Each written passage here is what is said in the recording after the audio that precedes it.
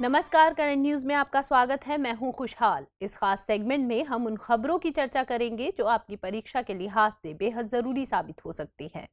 बीते सप्ताह की वो बड़ी खबरें जिनके इर्द गिर्द आपकी परीक्षा के सवाल बनाए जा सकते हैं। सबसे पहले हेडलाइंस पर डालते हैं नजर। हर घर तिरंगा अभियान के बीच फ्लैग कोड में हुआ संशोधन। अब दिन के अलावा रात में भी फहराया जा सकेगा तिरंगा। साल 2002 में बनाई गई थी ध्वज संहिता। सांसदों को निलंबित करने का मामला फिर से सुर्खियों में। राज्यसभा के 19 सांसदों को किया गया सत्र से निलंबित। अनुचित व्यवहार को बताया गया निलंबन का बड़ा कारण। Social stock exchange regulatory framework हुआ जारी। पूंजी जुटाने के लिए मंच उपलब्ध कराना है मकसद। दायरे में आएंगी 16 गतिविधियों में शामिल सामाजिक इकाइयां। मोनार्क बटरफ्लाई के अस्तित्व पर गहराया संकट। IUCN ने इंडेंजर्ड कैटेगरी में किया शामिल। रॉकी पर्वत का पश्चिमी और पूर्वी भाग है प्रमुख आवास। और रूस ने अंतर्राष्ट्रीय अंतरिक्ष स्टेशन से बाहर निकलने का किया ऐलान। 1998 में स्थापित किया गया था यह स्टेशन। 200 से ज्यादा अंतरिक्ष यात्री कर चुके हैं यहां का सफर।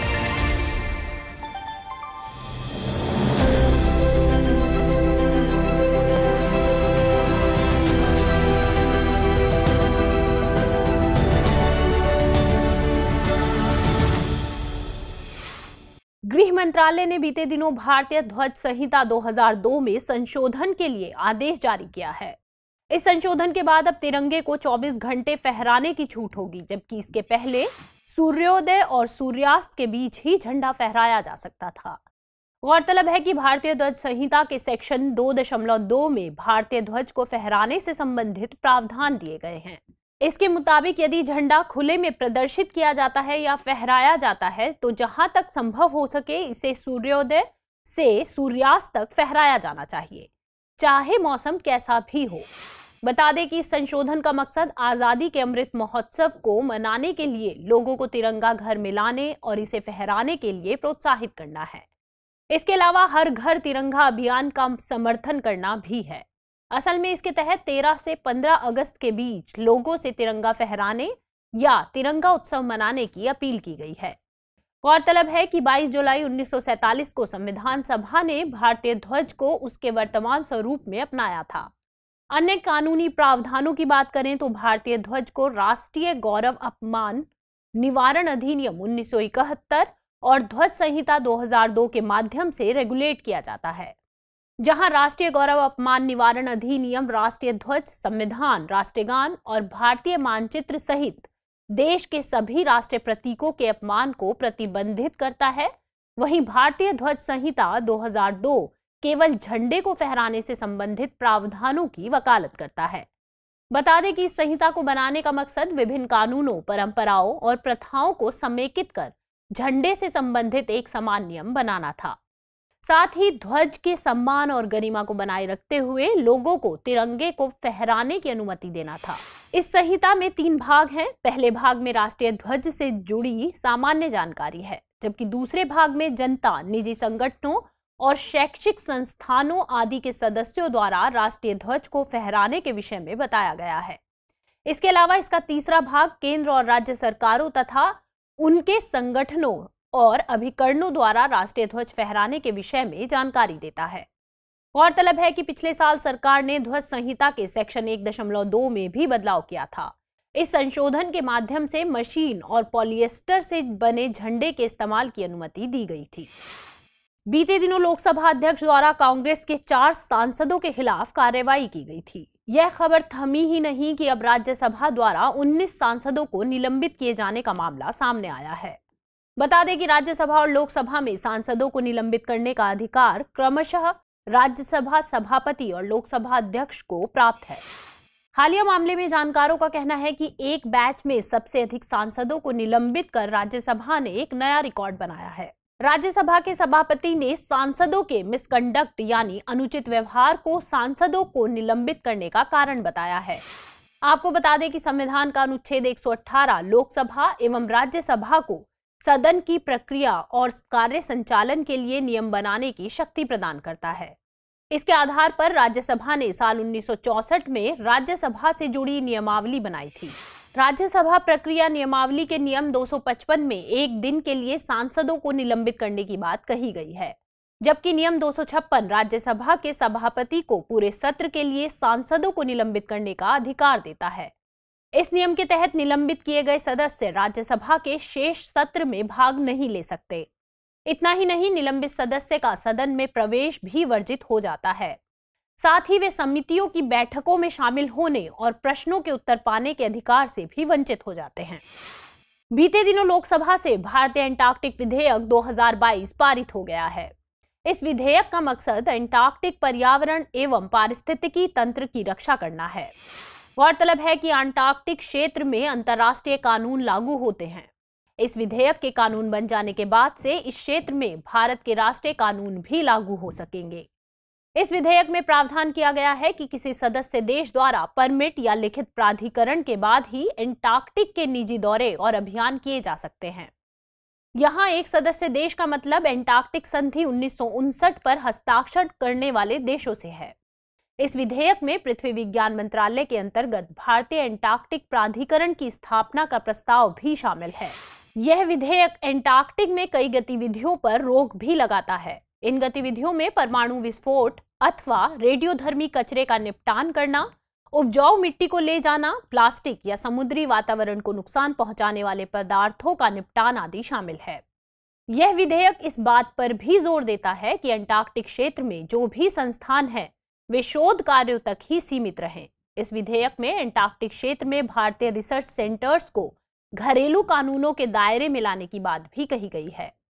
गौरतलब है कि यहां साल 1983 में दक्षिण गंगोत्री, 1988 में मैत्री और 2012 में भारती नाम से 3 रिसर्च सेंटर्स स्थापित किए गए थे। मौजूदा समय में 2 रिसर्च सेंटर मैत्री और भारती ही पूरी तरह से कार्यरत हैं। बात करें एंटार्कटिक संधि की तो इस पर दिसंबर 1959 में हस्ताक्षर हुए थे। इस संधि को अब तक कुल 54 देशों ने अपनाया है। इनमें से 29 देशों को सलाहकार देशों का दर्जा हासिल है, जबकि 25 गैर परामर्शदाता के रूप में शामिल हैं। भारत ने अगस्त 1983 में एंटार्कटिक संधि पर हस्ताक्षर किए थे। 12 सितंबर 1983 को इसे सलाहकार देश का दर्जा भी मिल गया था। हाल ही में लोकसभा से पारिवारिक न्यायालय संशोधन विधेयक 2022 यानी फैमिली कोर्ट्स अमेंडमेंट बिल को पारित कर दिया गया है। इसके जरिए हिमाचल प्रदेश और नागालैंड में स्थापित कुटुंब न्यायालयों को कानूनी मान्यता मिल सकेगी। इसके बाद उनके द्वारा की गई सभी कार्यवाही मान्य होंगी। दरअसल हिमाचल प्रदेश सरकार ने शिमला, धर्मशाला और मंडी में फरवरी 2019 की अधिसूचना के जरिए 3 फैमिली कोर्ट्स स्थापित किए थे। वहीं नागालैंड सरकार ने सितंबर 2008 की अधिसूचना के जरिए दीमापुर एवं कोहिमा में 2 पारिवारिक न्यायालय स्थापित किए थे, लेकिन केंद्र सरकार द्वारा इन्हें मंजूरी नहीं दी गई। इसलिए इन दोनों राज्यों के फैमिली कोर्ट की कार्यवाहियों पर सवाल खड़े हो रहे थे। इस समस्या के समाधान के लिए केंद्र सरकार ने पारिवारिक न्यायालय संशोधन विधेयक 2022 लाया है। गौरतलब है कि भारत के विभिन्न न्यायालयों में से एक कुटुंब न्यायालय भी है। इसे आमतौर पर फैमिली कोर्ट यानी पारिवारिक न्यायालय के नाम से जाना जाता है। साल 1984 में भारत सरकार ने कुटुंब न्यायालय अधिनियम लाया था। इस अधिनियम के जरिए पारिवारिक विवादों को निपटाने के लिए एक अलग न्यायालय की व्यवस्था की गई। असल में इन न्यायालयों को पारिवारिक विवाद से जुड़े मामलों में सुलह और उनका तेजी से समाधान करने के लिए ही स्थापित किया गया था। गौरतलब है कि कुटुंब न्यायालय की अवधारणा से पहले भारत में इस तरह के मामलों की सुनवाई सिविल न्यायालय द्वारा की जाती थी। आपकी जानकारी के लिए बता दें कि कुटुंब न्यायालय अधिनियम 1984 के तहत मौजूदा समय में भारत में 715 कुटुंब न्यायालय हैं। मौजूदा मानसून सत्र में केंद्र सरकार ने देश यानी development of enterprise and service hubs bill लाने की घोषणा की है। बता दें कि इस बिल के जरिए मौजूदा सेज यानी स्पेशल इकोनॉमिक जोन अधिनियम को सुधार कर इसे एक नए प्रारूप में लाया जाएगा। सरकार के इस कदम का मकसद विशेष आर्थिक क्षेत्रों को WTO के मानदंडों के अनुरूप बनाना है। दरअसल साल 2019 में WTO के विवाद निपटान पैनल ने सेज प्रावधानों के तहत दिए जाने वाले निर्यात कर को WTO के प्रावधानों का उल्लंघन बताया। पैनल का यह भी कहना था कि देश को सीधे निर्यात सब्सिडी देने की अनुमति नहीं है, क्योंकि यह बाजार की कीमतों को विकृत करता है। गौरतलब है कि देश कानून के जरिए निर्यात को बढ़ावा नहीं दिया जाएगा। इसका पूरा जोर विकास केंद्रों के जरिए घरेलू विनिर्माण और रोजगार सृजन को बढ़ावा देने पर है। यह विधेयक टेक्सटाइल और फूड पार्क्स जैसी औद्योगिक संपदाओं को विकास केंद्रों में बदलने पर जोर देगा। इसके अलावा यह विधेयक उद्यम और सेवा 2 प्रकार के विकास केंद्रों को विकसित करने पर केंद्रित है। बता दें कि उद्यम केंद्रों में विनिर्माण और सेवा दोनों गतिविधियों के संचालन की अनुमति होगी, जबकि सेवा केंद्रों में केवल सेवाओं से जुड़ी गतिविधियां ही संचालित होंगी। गौरतलब है कि देश बिल का अधिक फोकस सेवा केंद्रों के विकास पर है, जबकि सेज के तहत चुनिंदा सेवाओं का ही प्रावधान था। देश विधेयक के अंतर्गत सिंगल विंडो पोर्टल की स्थापना का भी प्रावधान है। बता दें कि सेज एक ऐसा क्षेत्र होता है जहां व्यापार और इससे जुड़े कानून देश के बाकी हिस्सों से अलग होते हैं। ऐसे क्षेत्रों को देश की राष्ट्रीय सीमाओं के भीतर स्थापित किया जाता है। सेज को स्थापित करने का मकसद व्यापार संतुलन को बढ़ावा देना, रोजगार सृजन और निवेश में वृद्धि है। हाल ही में IUCN यानी international union for conservation of nature ने मोनार्क तितली को रेड लिस्ट के एंडेंजर्ड कैटेगरी में रखा है। विशेषज्ञों ने पर्यावरण विनाश और जलवायु परिवर्तन को इनकी गिरती आबादी के लिए जिम्मेदार ठहराया है। IUCN के मुताबिक पिछले 1 दशक में अमेरिका महाद्वीप में उनकी आबादी में लगभग 23 से 72% की गिरावट आई है। बता दें कि रॉकी पर्वत के पश्चिमी भाग में यह गिरावट लगभग 99% दर्ज की गई। वर्तमान में यहां इनकी संख्या केवल 1914 रह गई है, जो कि 1980 के दशक में 10 मिलियन थी। वहीं रॉकी पर्वत के पूर्वी भाग में साल 1996 से 2014 के बीच लगभग 84% की कमी दर्ज की गई है। गौरतलब है कि इनमें से अधिकांश तितलियां कैलिफोर्निया तट और मध्य मैक्सिको के जंगल में अपनी सर्दियां व्यतीत करती हैं। इसके अलावा उनकी एक छोटी आबादी ऑस्ट्रेलिया, हवाई और भारत जैसे देशों में भी पाई जाती है। माइग्रेटरी मोनार्क तितली की एक उप प्रजाति है। ये हर साल पूरे अमेरिका की लगभग 4000 किलोमीटर की यात्रा तय करती हैं। इनके एक स्थान से दूसरे स्थान पर जाने के कारण ही इनको माइग्रेटरी कहा जाता है। साथ ही इनकी पहचान पॉलिनेटर यानी परागणकर्ता के रूप में भी की जाती है। ये खाद्य जाल में महत्वपूर्ण भूमिका निभाती हैं, जो मजबूत पारिस्थितिकी तंत्र का आधार है। इनकी खास बात यह है कि ये केवल मिल्कवीड पौधों पर ही प्रजनन करती हैं। आपको बता दें कि मिल्कवीड पौधे हानिकारक खरपतवार हैं। इसके कारण फसलों को काफी नुकसान होता है। IUCN के मुताबिक 2000 के दशक में किसानों ने ग्लाइफोसेट नामक एक खरपतवार नाशी का व्यापक रूप से इस्तेमाल किया, जिसके चलते इनके आवास को भारी नुकसान पहुंचा था और इनकी आबादी में कमी आई। आपको बता दें कि IUCN विश्व का सबसे पुराना और सबसे बड़ा वैश्विक पर्यावरण नेटवर्क है।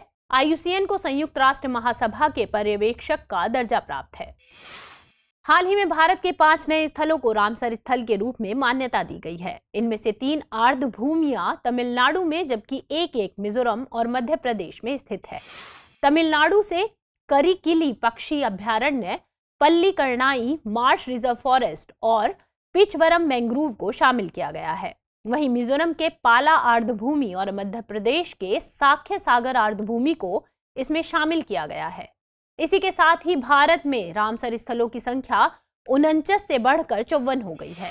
बता दें कि करिकिली पक्षी अभ्यारण्य तमिलनाडु राज्य के कांचीपुरम जिले में स्थित है। यह कई प्रवासी पक्षियों का घर है। इस अभ्यारण्य में पक्षियों की लगभग 115 प्रजातियां निवास करती हैं, जिनमें grebes, grey pelican, cormorant egrets, darter, spoonbill, night heron और व्हाइट इबिस आदि शामिल है। वहीं अगर पल्लीकरनाई आर्द्रभूमि की बात करें तो यह तमिलनाडु के चेन्नई शहर में स्थित एक मीठे पानी के दलदल जैसा है। यह दक्षिण भारत की बची हुई प्राकृतिक आर्द्रभूमियों में से एक है। इस आर्द्रभूमि की स्थलाकृति ऐसी है जिसमें हमेशा कुछ न कुछ जल मौजूद रहता है, इसीलिए यह एक जलीय पारिस्थितिकी तंत्र का निर्माण भी करती है। सूची में शामिल पिचवरम मैंग्रोव भारत के सबसे बड़े मैंग्रोव वनों में से एक है। यह लगभग 1100 हेक्टेयर क्षेत्र को कवर करता है। यह रेत की एक पट्टी द्वारा बंगाल की खाड़ी से अलग होता है। वहीं पाला आर्द्रभूमि मिजोरम के सेहा अथवा सैया जिले में स्थित एक झील है। हालांकि इस झील का वास्तविक नाम पालाक है, लेकिन स्थानीय लोग इसे पाला कहते हैं। इसकी भौगोलिक अवस्थिति इंडो बर्मा जैव विविधता हॉट स्पॉट के अंतर्गत आती है, इसलिए यह आर्द्रभूमि जानवरों और पौधों की प्रजातियों के मामले में समृद्ध है। गौरतलब है कि पाला मिजोरम राज्य की सबसे बड़ी प्राकृतिक आर्द्रभूमि है। हालिया रामसर सूची में शामिल साख्य सागर आर्द्रभूमि एक कृत्रिम झील है। लगभग 157 हेक्टेयर क्षेत्र में फैली यह आर्द्रभूमि मध्य प्रदेश के माधव राष्ट्रीय उद्यान में स्थित है। गौरतलब है कि आर्द्रभूमियों के संरक्षण के लिए साल 1971 में ईरान में रामसर शहर में एक सम्मेलन में रामसर अभिसमय को अपनाया गया था। इस अभिसमय को ही आज हम रामसर संधि के रूप में भी जानते हैं। हाल ही में शोधकर्ताओं ने विब्रियो कॉलेरी यानी हैजा के 0139 सीरो ग्रुप के जीनोम का अध्ययन किया है। इसमें उन्होंने 0139 में हुए 2 प्रमुख जीनोमिक बदलावों का पता लगाया है। इसमें से पहला बदलाव हैजा टॉक्सिन के प्रकार से जुड़ा है, जबकि दूसरा एंटी माइक्रोबियल प्रतिरोधक क्षमता के कम होने से संबंधित है। बता दें कि इस अध्ययन में 1993 और 2015 के बीच भारत के कई हिस्सों से एकत्रित किए गए विब्रियो हैजा 0139 सीरो ग्रुप के क्लिनिकल आइसोलेट्स को शामिल किया गया है। शोधकर्ताओं के मुताबिक सीरो ग्रुप के बाद आए विब्रियो हैजा 0139 लगभग पतन के चरण में रहा। गौरतलब है कि हैजा के इन दोनों सीरो ग्रुप में से 01 सीरो ग्रुप साल 1992 से पहले आई हैजा बीमारी की 7वीं वेव के लिए जिम्मेदार था। बाद में 01 सीरो ग्रुप ने अस्थायी रूप से 0139 सीरो ग्रुप की जगह ले ली थी। इसे पहली बार चेन्नई यानी तब के मद्रास में देखा गया था। पहले ऐसा अनुमान लगाया गया था कि विब्रियो हैजा 0139 8वीं वेव का कारण बनेगा, लेकिन ऐसा हुआ नहीं। इस संदर्भ में हुए शोधों से पता चला है कि 0139 में एंटीबायोटिक के विरुद्ध प्रतिरोधक क्षमता में कमी आई। आपकी जानकारी के लिए बता दें कि हैजा एक जानलेवा संक्रामक रोग है। यह विब्रियो कॉलेरी नामक जीवाणु के कारण होता है। इस जीवाणु के 200 से अधिक सीरो ग्रुप ज्ञात हैं। इनमें से केवल 01 और 0139 ही ऐसे संक्रमण का कारण बनते हैं जो महामारी के लिए जिम्मेदार होते हैं। गौरतलब है कि विकासशील देशों में हैजा जैसे रोग बच्चों में रुग्णता और मृत्यु का कारण बने हुए हैं। बता दें कि दुनिया में हर साल डायरिया की वजह से लगभग 1.33 मिलियन बच्चों की मृत्यु हो जाती है। हाल ही में रूस ने ISS यानी अंतर्राष्ट्रीय अंतरिक्ष स्टेशन से बाहर निकलने का फैसला किया है। रूस के मुताबिक वह साल 2024 तक अंतर्राष्ट्रीय अंतरिक्ष स्टेशन से बाहर हो जाएगा। हालांकि वह रूसी ऑर्बिटल सेगमेंट को मेंटेन रखने के लिए कुछ समय तक इस स्टेशन पर काम करता रहेगा। ऐसा माना जा रहा है कि रूस अब अपना खुद का ऑर्बिटल सर्विस स्टेशन स्थापित करने की योजना बना रहा है। गौरतलब है कि साल 1961 में रूस दुनिया का पहला ऐसा देश बना था जिसने अंतरिक्ष में मानव को भेजा। बता दें कि अब तक स्पेस एक्सप्लोरेशन के मामले में रूस, अमेरिका और उसके सहयोगियों के बीच सहयोग बना हुआ था, लेकिन रूस के इस कदम के बाद इस क्षेत्र में भी इन देशों के बीच तनाव देखने को मिल सकता है। दरअसल अंतर्राष्ट्रीय अंतरिक्ष स्टेशन को साल 1998 में स्थापित किया गया था। इस स्टेशन के पहले पार्ट को नवंबर 1998 में रूस के रॉकेट से कंट्रोल मॉड्यूल रसियन जैरिया को भेजा गया। इसके करीब 2 हफ्ते बाद अमेरिकी स्पेस शटल एंडेवर के जरिए यूनिटी नोड को भेजा गया। आपको बता दें कि स्टेशन का हर एक हिस्सा अपने आप में एक यान है। इन्हें वैज्ञानिक भाषा में मॉड्यूल कहा जाता है। इस स्टेशन पर अंतरिक्ष यात्रियों का पहला क्रू नवंबर 2000 में पहुंचा।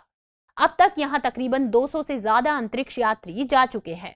गौरतलब है कि अंतर्राष्ट्रीय अंतरिक्ष स्टेशन वर्तमान में लो अर्थ ऑर्बिट में सबसे बड़ा मॉड्यूलर स्पेस स्टेशन है। यह एक बहुराष्ट्रीय सहयोगी परियोजना है जिसमें नासा, रोसकॉस्मोस, जैक्सा, ESA और CSA जैसी 5 अंतरिक्ष एजेंसियां शामिल हैं। हाल ही में सेबी यानी securities and exchange board of India ने SSE यानी सोशल स्टॉक एक्सचेंज के लिए रेगुलेटरी फ्रेमवर्क जारी किया है। इस फ्रेमवर्क को SSE रेगुलेटर द्वारा गठित एक कार्यकारी समूह और तकनीकी समूह की सिफारिशों के आधार पर बनाया गया है। जारी अधिसूचना के मुताबिक सोशल स्टॉक एक्सचेंज मौजूदा स्टॉक एक्सचेंजों से अलग होगा। इसमें केवल social enterprises, non profit organisation और प्रॉफिट मेकिंग सोशल एंटरप्राइजेस ही हिस्सा ले सकेंगे। शर्त यह है कि इन संस्थानों का प्राथमिक लक्ष्य सामाजिक विकास से संबंधित हो। गौरतलब है कि सेबी ने 16 सामाजिक गतिविधियों को अधिसूचित किया है और इन संस्थाओं को इन गतिविधियों में से किसी एक में शामिल होना जरूरी है। सेबी ने इसके तहत भूख, गरीबी, कुपोषण, असमानता उन्मूलन, स्वास्थ्य सेवा को बढ़ावा देने जैसी सामाजिक गतिविधियों को शामिल किया है। इसके अलावा इसमें शिक्षा, रोजगार, लैंगिक समानता, समुदाय सशक्तिकरण और सामाजिक उद्यम के इंक्यूबेटर्स का समर्थन करना भी शामिल है। बता दें कि कॉरपोरेट फाउंडेशन, राजनीतिक अथवा धार्मिक संगठन, व्यापार संघ, अवसंरचना और आवास कंपनियों को इन गतिविधियों के दायरे से बाहर रखा गया है। हालांकि किफायती आवास सुलभ कराने वाली आवास कंपनियां सामाजिक उद्यम के रूप में शामिल की जा सकती हैं। अधिसूचना के मुताबिक पात्र एनपीओ यानी non profit organisation zero coupon, zero principal bond और म्यूचुअल फंड के माध्यम से फंड जुटा सकते हैं, जबकि लाभकारी सामाजिक उद्यम एसएसई प्लेटफॉर्म अथवा मुख्य बोर्ड पर इक्विटी शेयर जारी करके पूंजी जुटा सकते हैं। गौरतलब है कि इक्विटी शेयर जारी करके सामाजिक प्रभाव कोष सहित वैकल्पिक निवेश कोष के लिए भी धन जुटाया जा सकता है। असल में बीते दिनों सरकार ने जीरो कूपन और जीरो प्रिंसिपल बॉन्ड को सरकारी प्रतिभूति के रूप में नामित किया था। इसके अलावा सेबी ने सामाजिक उद्यम निधि को सामाजिक प्रभाव निधि के रूप में नामित किया है। नई अधिसूचना के जरिए फंड जुटाने की सीमा को 20 करोड़ रुपए से घटाकर 5 करोड़ रुपए कर दिया गया है। बता दें कि एक व्यक्तिगत निवेशक को ऐसे फंड में न्यूनतम 2 लाख रुपए का निवेश करना अनिवार्य है। इसके अलावा किसी भी व्यक्ति द्वारा स्वीकार की जा सकने वाली अनुदान राशि को 25 लाख रुपए से घटाकर 10 लाख रुपए तक कर दिया गया है।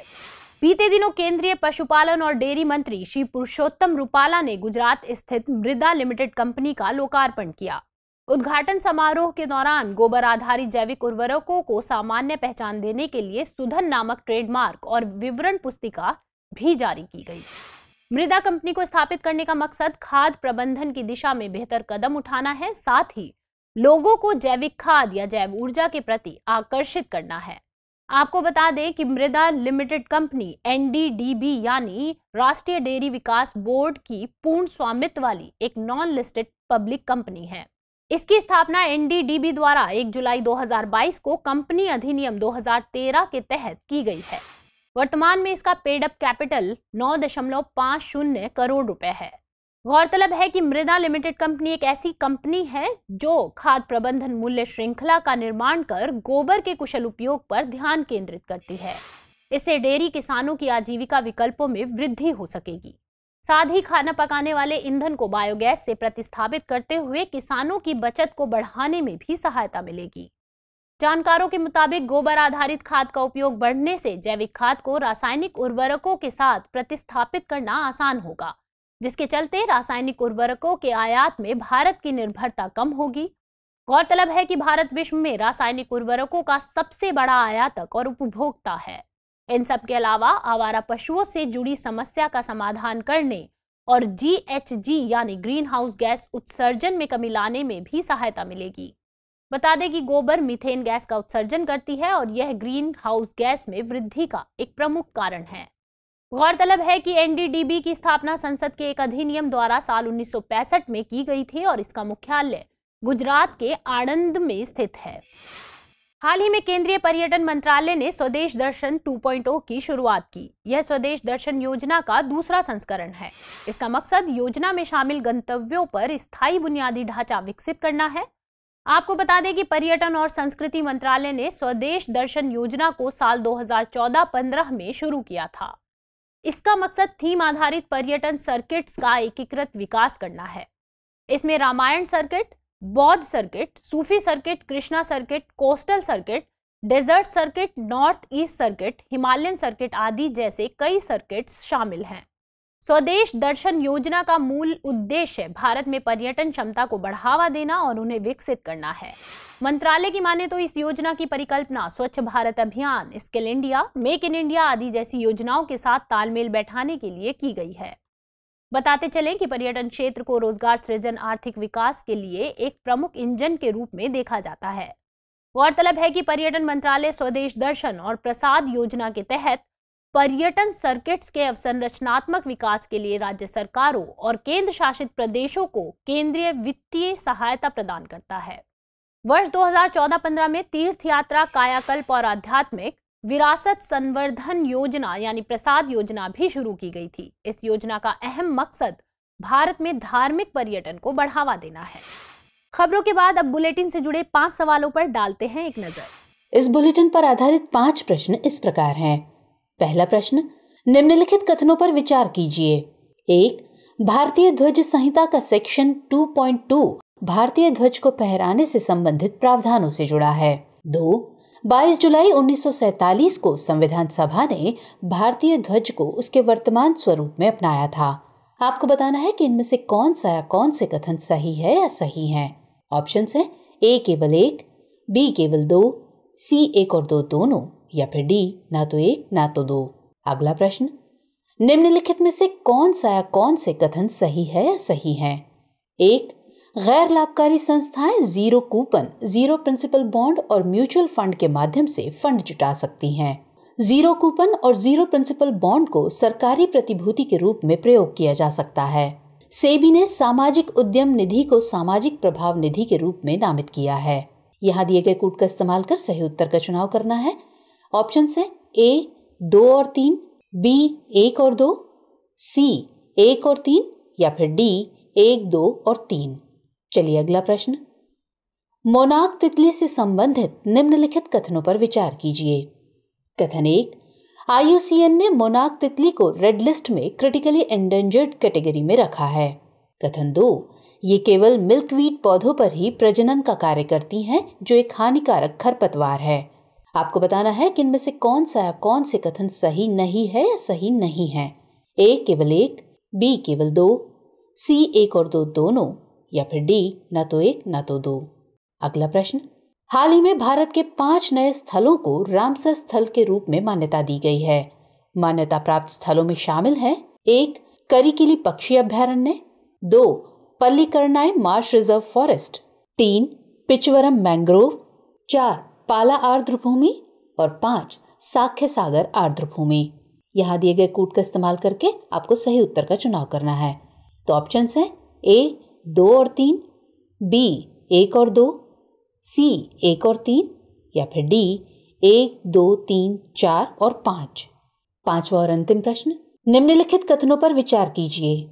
कथन 1, स्वदेश दर्शन योजना को साल 2014-15 में शुरू किया गया। कथन 2, प्रसाद योजना को साल 2014-15 में शुरू किया गया। और कथन 3, स्वदेश दर्शन और प्रसाद योजना पर्यटन और संस्कृति मंत्रालय के अंतर्गत संचालित होती हैं। आपको बताना है कि इनमें से कौन सा या कौन से कथन सही है या सही हैं। ऑप्शंस हैं ए 2 और 3, बी केवल 3, सी केवल 1, या फिर डी उपर्युक्त सभी। तो फिलहाल इस बुलेटिन में इतना ही। खबरों को विस्तार से पढ़ने के लिए विजिट करें www.drishtiias.com पर। साथ ही दृष्टि IAS के हिंदी अंग्रेजी यूट्यूब चैनल और दृष्टि PCS यूट्यूब चैनल को लाइक, शेयर और सब्सक्राइब करना ना भूलें। लेकिन चलते चलते डालते हैं कुछ छोटी मगर जरूरी खबरों पर एक नजर। बीते दिनों भारत और मालदीव ने एक समझौते पर हस्ताक्षर किए। ये समझौता दोनों देशों में IT कंपनियों और स्टार्टअप की संभावनाओं को बढ़ावा देने के लिए न्यायिक सहयोग पर आधारित है। इससे न केवल दोनों देशों के बीच न्यायिक क्षेत्र में ज्ञान और प्रौद्योगिकी का आदान प्रदान बढ़ेगा, बल्कि नेबरहुड फर्स्ट पॉलिसी यानी पड़ोसी पहले की नीति के उद्देश्य भी प्राप्त हो सकेंगे। हाल ही में उत्तराखंड के वन विभाग ने नेवले की एक प्रजाति माउंटेन वीजल के संरक्षण के लिए एक 5 वर्षीय कार्य योजना तैयार की है। आपको बता दें कि एक पतले शरीर और गर्दन तथा छोटे पैर वाला एकांत प्रिय स्तनधारी प्राणी है। उत्तराखंड में इसकी 4 प्रजातियां पाई जाती हैं। ये उच्च हिमालय क्षेत्र में चूहे, पीका जैसी प्रजातियों का शिकार कर इनकी संख्या को विनियमित करने में प्राकृतिक रूप से मददगार है। गौरतलब है कि लद्दाख में ये एक संरक्षित श्रेणी में है। यहाँ हिमेश नेशनल पार्क में इसके संरक्षण के प्रयास किए जा रहे हैं। केंद्र सरकार ने एक राष्ट्रीय पुरस्कार पोर्टल को विकसित किया है। इसका मकसद विभिन्न मंत्रालयों, विभागों तथा एजेंसियों के सभी पुरस्कारों को एक मंच पर लाना है। इससे पारदर्शिता और जनभागीदारी को सुनिश्चित किया जा सकेगा। ये पोर्टल प्रत्येक नागरिक के संगठन को ये सुविधा प्रदान करता है कि वो भारत सरकार द्वारा स्थापित विभिन्न पुरस्कारों के लिए व्यक्तियों या संगठनों का नामांकन कर सकें। बीते दिनों केंद्रीय मंत्रिमंडल ने भारत में फीफा यानी federation international the football association के अंडर 17 महिला फुटबॉल विश्व कप 2022 की मेजबानी के लिए गारंटी पर हस्ताक्षर करने को मंजूरी दी है। गौरतलब है कि फीफा अंडर 17 महिला विश्व कप 2022 भारत में 11 अक्टूबर 2022 से 30 अक्टूबर 2022 के बीच आयोजित किया जाएगा। ये पहली बार होगा कि भारत फीफा के किसी टूर्नामेंट की मेजबानी कर रहा है। ये भारत में युवाओं को खेलों में भाग लेने के लिए प्रोत्साहित करेगा, साथ ही ये भारत में फुटबॉल के खेल को विकसित करने में भी मदद करेगा। हाल ही में गूगल मैप ने भारत में स्ट्रीट व्यू को रीलॉन्च किया है। फिलहाल ये फीचर बेंगलुरु, चेन्नई, दिल्ली, मुंबई जैसे 10 शहरों के लिए उपलब्ध होगा। हालांकि कंपनी ने कहा है कि इस साल के अंत तक स्ट्रीट व्यू को 50 अन्य भारतीय शहरों के लिए भी जारी किया जाएगा। इसके लिए गूगल मैप ने टेक महिंद्रा और जेनेसिस इंटरनेशनल के साथ साझेदारी की है। गौरतलब है कि दुनिया में ये पहली बार है कि गूगल ने स्थानीय साझेदारों के साथ मिलकर स्ट्रीट व्यू को प्रस्तुत किया है। आपको बता दें कि इससे पहले भारत ने साल 2016 में सुरक्षा कारणों से गूगल की स्ट्रीट व्यू सर्विस को रिजेक्ट कर दिया था। हाल ही में वेस्टर्न फ्लीट यानी पश्चिमी बेड़े का वार्षिक पुरस्कार समारोह फ्लीट इवनिंग 2022 या फ्लिंग आयोजित किया गया। इसे भारतीय नौसेना के सोड आर्म की उपलब्धियों की स्मृति में आयोजित किया जाता है। बेड़े ने लाल सागर, फारस की खाड़ी के पश्चिमी किनारों आदि तक अपनी छाप छोड़ी है। आपको बता दें कि वेस्टर्न फ्लीट जहाजों ने बड़े पैमाने पर समुद्री साझेदारी अभ्यास और अनेक द्विपक्षीय अभ्यासों में भाग लिया है। इसमें रॉयल नेवी के साथ कोंकण, फ्रांसीसी नौसेना के साथ वरुण आदि अभ्यास उल्लेखनीय हैं। बीते दिनों केंद्रीय मंत्रिमंडल ने 26,316 करोड़ रुपए की लागत वाली एक परियोजना को मंजूरी दी। इस परियोजना के तहत देश के दूरदराज और दुर्गम क्षेत्रों के वंचित गांवों में 4G मोबाइल सेवाएं प्रदान की जाएंगी। इसमें केवल 2G या 3G कनेक्टिविटी वाले गांवों को अपग्रेड करके वहां 4G कनेक्टिविटी सुलभ कराई जाएगी। गौरतलब है कि डिजिटल समावेश और सभी के लिए इंटरनेट कनेक्टिविटी सरकार के अंत्योदय मिशन का एक अभिन्न हिस्सा है। हाल ही में NIRD&PR यानी राष्ट्रीय ग्रामीण विकास और पंचायती राज संस्थान ने ब्रिटेन की यूनिवर्सिटी ऑफ रीडिंग के साथ एक समझौता किया है। ये समझौता विकासशील देशों में कृषि और ग्रामीण विकास के क्षेत्र में सहयोग करने को लेकर किया गया है। इससे NIRD&PR के ज्ञान में वृद्धि और दायरे को व्यापक बनाने में मदद मिलेगी। ये NIRD&PR के लिए कृषि, पोषण और ग्रामीण विकास के क्षेत्र में एक अंतर्राष्ट्रीय पेशेवर नेटवर्क विकसित करने में सहायक होगा। बीते दिनों पर्यटन मंत्रालय ने अतुल्य Bharat reconnect 2022 virtual road show का आयोजन किया। इसका उद्देश्य भारतीय पर्यटन के क्षेत्र में पुराने संबंधों को फिर से तलाशने और भविष्य के लिए नई संभावनाओं का पता लगाना है। इस आयोजन में भारत के विविध और अद्वितीय पर्यटन उत्पादों को प्रदर्शित किया गया। दरअसल ये कोविड महामारी के कारण रुके हुए पर्यटन क्षेत्र को फिर से पटरी पर लाने का एक प्रयास है। हमारी टीम कोशिश करती है कि आपको दी गई खबरों में एक भी गलती ना हो, लेकिन यदि किसी सोर्स या ह्यूमन एरर की वजह से ऐसी गलती हो जाती है तो इस वीडियो के कमेंट बॉक्स में उस गलती को सुधार कर पिन कर दिया जाता है और यह आपको कमेंट बॉक्स में सबसे ऊपर दिखाई देता है।